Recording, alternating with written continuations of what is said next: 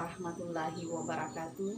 Perkenalkan, nama saya Rosnani Arif dari UPT SMA Negeri 12 Bulukumba. Kali ini saya akan membuat video pembelajaran dalam rangka HUT PGRI tahun 2022. Before we start our lesson, let's pray together. Ya Allah, in this moment, we will start our lesson. That's why please open our mind in order that we can understand our lesson. Allow our prayer. Amen. Okay, in this video, you are going to learn about narrative text. Jadi, video kali ini kita akan membahas apa itu narrative text. The basic competence of narrative text. Kompetensi dasar dari naratif teks yaitu membedakan fungsi sosial, struktur teks, dan unsur kebahasaan beberapa teks naratif lisan dan tulis dengan memberikan dan meminta informasi terkait cerita pendek sesuai dengan konteks penggunaannya. KD 45 menangkap makna secara kontekstual terkait dengan fungsi sosial, struktur teks, dan unsur kebahasaan teks naratif, lisan, dan tulis terkait cerita pendek. Tujuan pembelajaran yang ingin dicapai pada materi ini, siswa mampu membedakan fungsi sosial, struktur teks, dan unsur kebahasaan beberapa teks naratif lisan dan tulis dengan memberi dan meminta informasi terkait cerita pendek sesuai dengan konteks penggunaannya. Video ini saya akan menjelaskan tentang apa itu naratif teks, tujuan daripada naratif teks, struktur daripada naratif teks, kaidah kebahasaan, dan grammatical features. And the example of narrative text. Now we start the lesson about narrative text.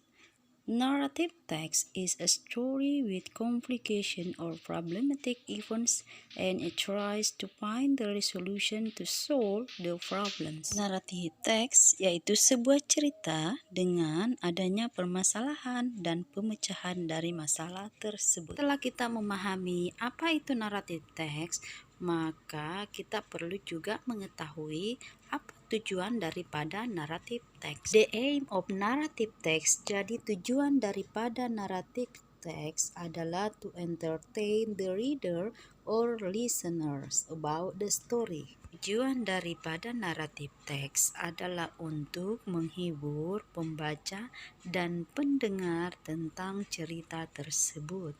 So we are going to discuss the structure of narrative text. The first is orientation, pengenalan tokoh yang merupakan bagian pembuka dari sebuah cerita. The second is complication, yang kedua adalah berisi permasalahan yang terjadi dalam sebuah cerita. Is resolution, pada bagian ini berisi penyelesaian atau akhir dari sebuah cerita.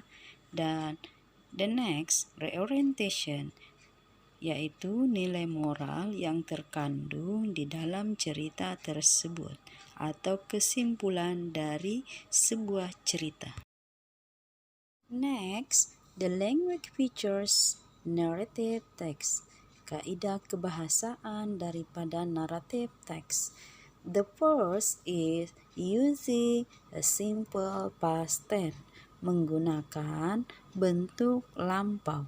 Contohnya, she felt, said, and read. The second is adverb of time, keterangan waktu. Contohnya, long time ago, once upon a time. And the third, yang ketiga, adalah time conjunction, hubungan waktu. Seperti the example is when, until, after, and before. And the last is direct speech, kalimat langsung. The example of narrative text. contoh dari narrative text. Yang pertama yaitu fable. Tentu kalian pada sudah tahu apa itu fable. Yang kedua myth. Myth itu adalah mitos, cerita mitos. Kemudian yang ketiga adalah fairy tale atau cerita tentang dongeng. Kemudian yang keempat, the legend atau legenda. Now watch the video, the story about the dog and the donkey from the native speakers. In a quiet village surrounded by large green fields lived a farmer in his big house with a large garden. He was a rich man who raised a lot of animals, including a dog and a donkey. The dog guarded the house, and the donkey carried loads for him. One hot afternoon, the dog was sleeping under the shady balcony. There was some noise outside, so the dog raised up his head, looked outside, and sniffed, then went back to sleep. "Why don't you bark? It could be thieves," asked the donkey.